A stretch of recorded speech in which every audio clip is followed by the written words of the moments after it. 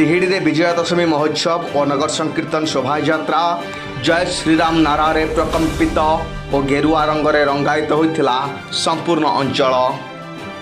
प्रभु श्रीरामक नवमी उत्सव पालन परदिन भद्रक जिला तिहिड़ी रे श्रीराम नवमी समिति आनुकूल्य रे विजया दशमी महोत्सव और नगर संकीर्तन शोभा यात्रा अनुष्ठित हो जाइछि।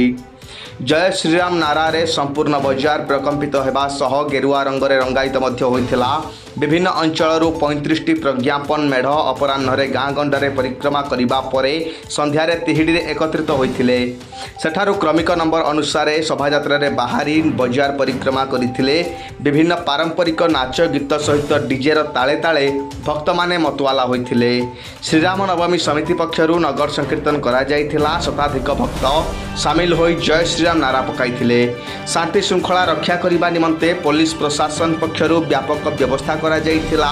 तेबे 3 प्लाटून पुलिस फोर्स संपूर्ण तिहिड़ी बजार को जगी रहिथिला।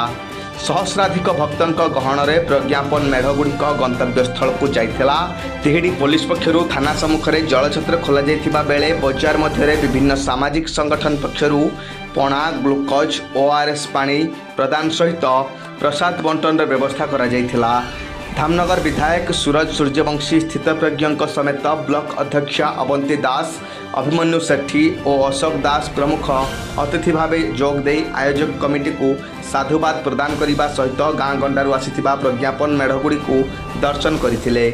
श्रीराम नवमी समितिर सभापति किशोर नायक और संपादक जजाति केशरी दासों समेत समस्त सभ्य परिचालना करथिले। हरिद्वार ऋषिकेश कैलाश आश्रम स्वामी कैवल्यानंद गिरी और महर्षि वाल्मीकि आश्रम बाबा श्री गंगाराम दास जोगदे परिसर को उत्सव मुखर करथिले। जय श्रीराम। आज आम तिहिड़ी माटीर गणपर्व विजया दशमी महोत्सव एवं नगर संकीर्तन यही पूर्ति अवसर में आज ये माटी चलचंचल ए माटी माँ आज गर्वित। एठिकार समस्त सामाजिक अनुष्ठान समस्त प्रशासनिक अधिकारी मानकर सहायता एवं जनसाधारण मानकर साहाय्य सहयोग अनुकंपा एवं ए माटीर समस्त जनसाधारण मानकर सहयोग पाई एवं समस्त रामनवमी समितिर कर्मकर्ता मानकर सहयोग पाई बणिक संगठन मानकर सहयोग पाई आमे बहुत कृतज्ञता ज्ञापन करुचु।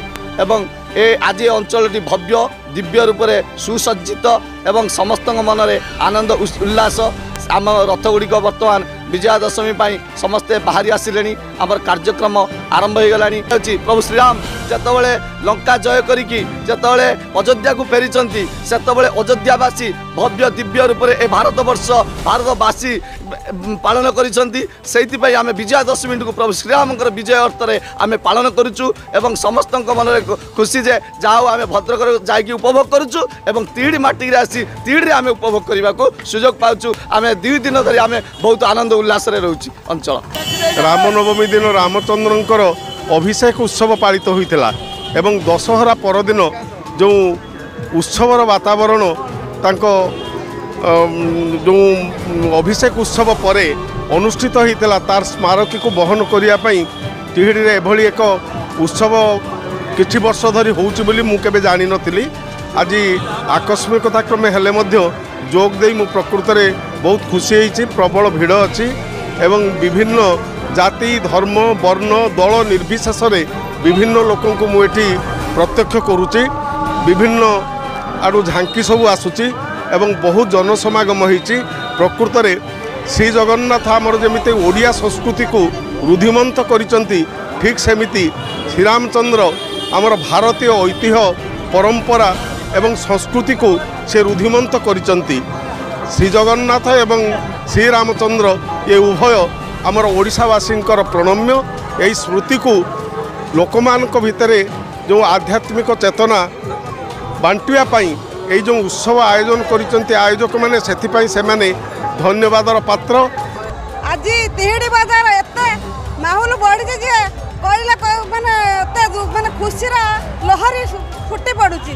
एते लोक संख्या है जी हजार हजार लोक केते लोक जे माने एते खुशी रा आनंद माने नउचंती।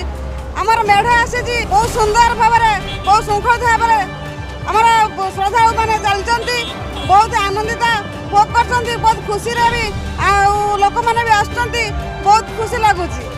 ध्रुवचरण पाणिग्राही प्रदेश सभा संगठन उपदेष्टा। विजया दशमी महोत्सव आज प्रथम कहवा तिहिड़ी माटी आज जय श्रीराम नारा प्रकम्पित होउची, जोठी कि हजार हजार भक्त डीजे प्रशासन सहित आसुची, समस्त भक्तिमय परिवेश सृष्टि होइची। तिहिड़ी माटी आज श्रीराम को नारा प्रकम्पित होउची। तो यही परिप्रेक्षी रे यही भक्त माने जो माने आसुचंती मेढ़ सहित सेमानंकु तृष्णारू साधारण आश्वस्ति सामान्य टिके आश्वस्ति देवाई आम ये जो जलछत्र केन्द्र खोलीचु प्रदेश सभा संगठन तरफ खाली आमे खोलिनु, एटी अन्य सामाजिक संगठन बहु संख्यार खोली समस्ते आगे आसी तिहिड़ी माटीर सहयोग करने एवं ट्रैफिक नियंत्रण ठारू आरंभ करी आज सबुआडे सामाजिक संगठन मान अच्छा तिहिड़ी जहाँकि तिहिड़ी गर्व और गौरवर कथा।